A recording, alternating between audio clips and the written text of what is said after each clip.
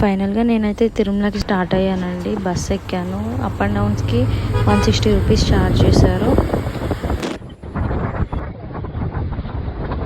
తిరుమల చూడడానికి చాలా బాగుంటుందండి. ఆ కొండలు, ఆ చెట్లు, ఆ దారి మధ్యలో జింకలు, చాలా బాగుంటుందండి. ఫైనల్గా నేనైతే తిరుమలకి రీచ్ అయ్యాను. ఫుల్ హెవీ రష్ అయితే ఉందండి. చూడండి ఎంత జనాభా ఉన్నారో.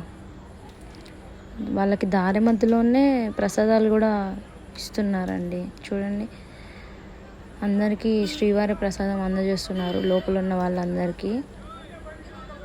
నాకు మాత్రం టోకెన్ టైమింగ్ వచ్చి 12కి ఇచ్చారండి. బట్ నేను మాత్రం మార్నింగ్ లేచే లోపల లేట్ అయింది. 10కి లేచి స్టార్ట్ అయ్యాను. సో ఫైనల్గా నా దగ్గర టోకెన్ ఉంది కాబట్టి నేనైతే లోపలికి అయితే వచ్చేసాను. లేట్ అవుతుంది, నన్ను అలో చేస్తారు లేదో అని టెన్షన్ పడ్డాను. కానీ ఏం పర్లేదు అన్నారు. ఇక్కడ లాక్ చేసిన వాళ్ళకి మాత్రం 20 అవర్స్ పట్టిందండి దర్శనానికి. చూడండి ఎంత హెవీగా ఉన్నారో. వీళ్ళందరికీ ఫ్రీ దర్శనం అండి, ఎలాంటి టోకెన్ లేదు వీళ్ళందరికీ. నా లైన్ మాత్రం చాలా ఫాస్ట్గా వెళ్ళిపోతుందండి.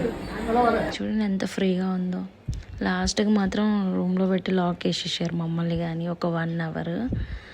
కానీ పర్లేదు, చాలా ఫాస్ట్గా అయిపోయింది. సక్సెస్ఫుల్లీ నేనైతే శ్రీవారి దర్శనాన్ని కంప్లీట్ చేసుకున్నానండి. బయటకు రాగానే చిన్న చిన్న టెంపుల్స్ ఉంటాయి కదా, అవి కూడా ఒకసారి అలా రౌండ్ వేసి వచ్చాను. తిరుమలలో హెవీ రష్ అయితే ఉందండి. ఈ మే మంత్, జూన్, జూలైలలో ఫుల్ రష్ ఉంటుంది. ఎందుకంటే మెయిన్ కాలేజెస్ కానీ స్కూల్స్ కానీ హాలిడేస్ కదండి సమ్మర్లో. సో హెవీ రష్ అయితే ఉంది ఇప్పుడు.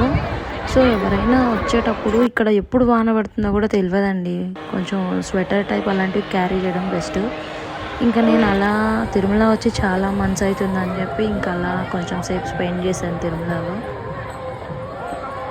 అక్కడికి వెళ్ళిన మనం ఆగంగా అలా ఇంకా షాపింగ్కి వెళ్ళాను. కొంచెం సేపు షాపింగ్ చేశాను. Please guys subscribe me.